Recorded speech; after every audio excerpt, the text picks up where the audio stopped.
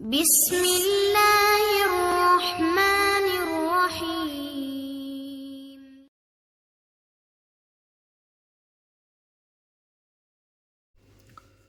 السلام علیکم ورحمۃ اللہ وبرکاتہ۔ محترم ناظرین، ہم نے گزشتہ سبق میں رسم الخط یعنی لکھنے کا طریقہ پڑھا تھا۔ اس کا دوسرا یہ حصہ ہے، انشاءاللہ اس کے بعد یہ تختی نمبر 25 رسم الخط مکمل ہو جائے گی۔ دیکھیے، یہاں پر لکھنے کا طریقہ کچھ اور ہے اور پڑھنے کا طریقہ کچھ اور ہے۔ اب یہاں پر آپ کو لکھا ہوا جو نظر آ رہا ہے، لیربوا فی، واو کے بعد الف ہے، لیکن پڑھنے میں واو کے بعد الف نہیں ہے۔ ہم اس کو بغیر الف کا پڑھیں گے اس طرح سے، لیربوا فی، لیربوا فی، واو کو نہیں کھینچیں گے۔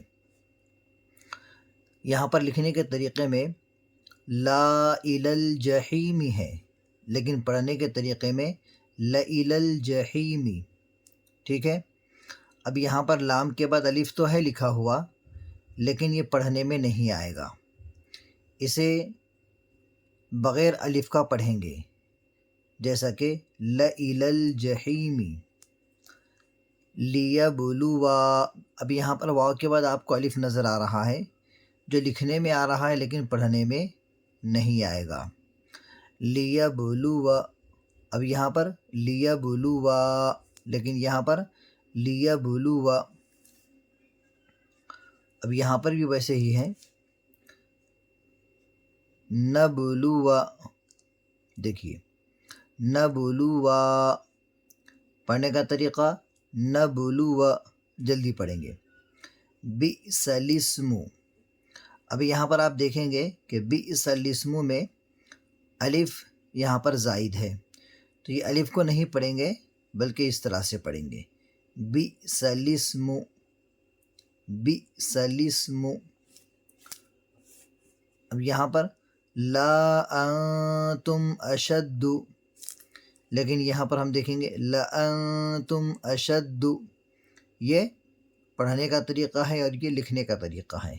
جس طرح سے لکھا ہوا ہے اس طرح سے ہم کو نہیں پڑھنا ہے، بلکہ یہ الف واو یا یہ زائد حرف ہے جو لکھنے میں آتے ہیں لیکن پڑھنے میں نہیں آتے۔ آگے دیکھیے، اب یہاں پر ہے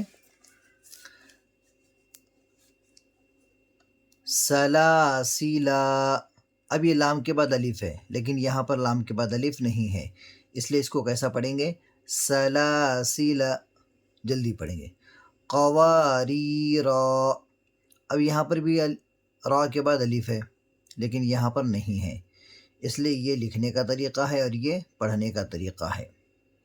دیکھیے، لکھنے کا طریقہ قواریرا، پڑھنے کا طریقہ قواریرا، جلدی، ملائہم، ملائہم، دیکھیے غور سے سنیے، ملائہم، ملائہم، جلدی۔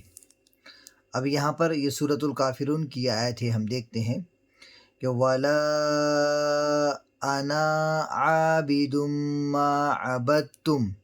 اب لکھنے میں یہاں پر نون کے بعد الف ہے، لیکن یہاں پر الف نہیں ہے، تو ہم کو پڑھنا اس طرح سے ہے، لکھا ہوا انا ہے لیکن پڑھنا انا، وَلَا أَنَا عَابِدٌ مَّا عَبَدتُّمْ۔ اب یہاں پر دیکھیے موسیٰ، اب اس سین کے ساتھ یا ہے، لیکن یا پڑھنے میں نہیں آئے گی بلکہ الف کے جیسا پڑھیں گے۔ اب یہاں پر ہم پڑھیں گے موسیٰ یا کے ساتھ، موسیٰ الف کے ساتھ، ٹھیک ہے۔ پڑھنے میں اس طرح سے آ رہا ہے۔ عیسیٰ، یا پڑھنے میں آ رہی کیا؟ نہیں آ رہی، اس لیے اسے اس طرح سے پڑھیں گے، عیسیٰ۔ یہ لکھنے کا طریقہ، یہ پڑھنے کا طریقہ۔ آگے دیکھیے،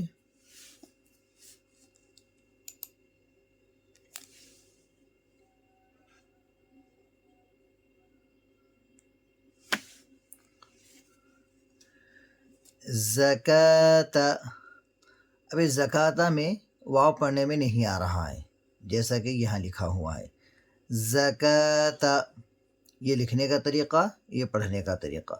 صلاۃ، صلاۃ، حیات، حیات، مشکات، مشکات.